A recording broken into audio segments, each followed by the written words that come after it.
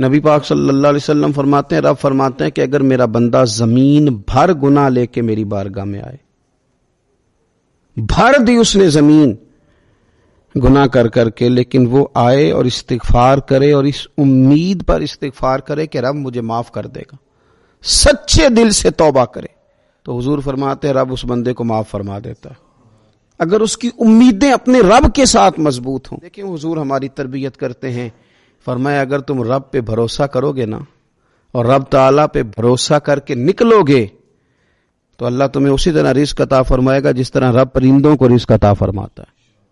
وہ صبح بھوکے نکلتے ہیں لیکن شام کو لوٹتے ہیں تو اللہ انہیں پیٹ بھر کے روزی عطا کرتا ہے۔ کیوں؟ اس لیے کہ ان کا بھروسہ مضبوط ہے، ان کا اپنے رب پہ توکل مضبوط ہے۔ عربی نبی پاک صلی اللہ علیہ وسلم کی خدمت میں حاضر ہوا اور اس نے عجیب بات کی، عرض کی یا رسول اللہ صلی اللہ علیہ وسلم قیامت کے دن حساب کون لے گا؟ تو حضور نے فرمایا حساب تو میرا رب کریم لے گا۔ تو وہ شخص مسکرایا، حضور نے فرمایا کیوں مسکراتے ہو؟ عرض کی یا رسول اللہ جب کریم غالب آتا ہے تو وہ کرم ہی کرتا ہے، وہ کرم ہی کرے گا، وہ فضل ہی فرمائے گا۔ تو نبی پاک صلی اللہ تعالی علیہ وسلم نے کیا فرمایا؟ فرمایا بھی یہ عربی بڑا فقیہ ہے، بڑا دانش مند ہے، یہ سادہ بندہ بڑی اعلیٰ بات کر گیا، فقیہ ہے، دانش مند ہے، اس لیے کہ اس کی امید اللہ تبارک و تعالیٰ کی رحمت کے ساتھ لگی ہوئی ہے۔ حضور نے ہمیں اللہ پہ بھروسہ کرنا سکھایا۔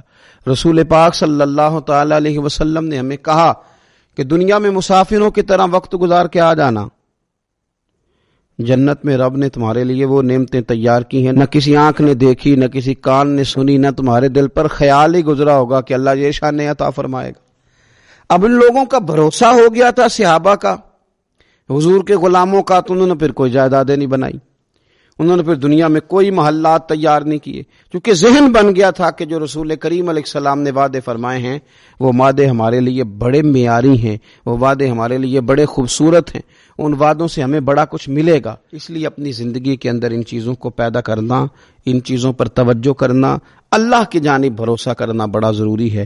دعا ہے مالک کریم ہمیں رسول کریم صلی اللہ تعالی علیہ وسلم کی بتائی ہوئی باتوں پر عمل کی توفیق دے، اور اللہ تعالی ہماری آنے والی نسلوں کی امیدوں کو اپنی بارگاہ پر مضبوط کرے، یقین کامل کی دولت عطا کرے، توکل کی نعمت عطا فرمائے۔